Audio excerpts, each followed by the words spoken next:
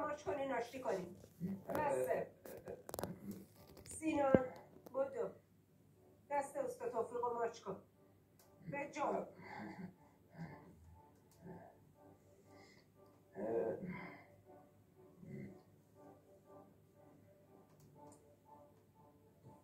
باریکلا زشته بابا. سلام من اومدم. علیک سلام.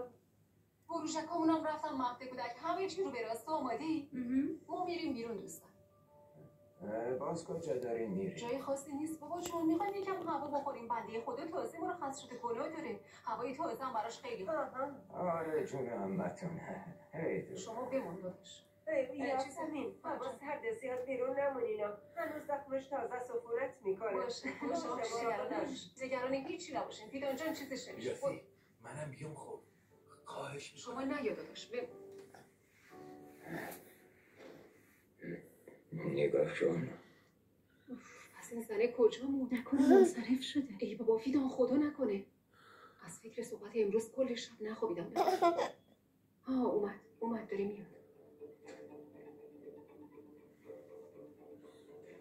خوش اومدی. ممنون. زهرا خانم چایی چیزی میخوری؟ نه من حرفامو میزنم و بعدم زود میرم. باشه بگو. نریمان خانم سر چی بهت حق بابا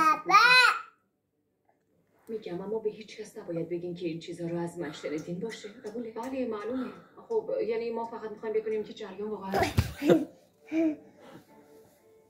درست 20 سال پیش بود.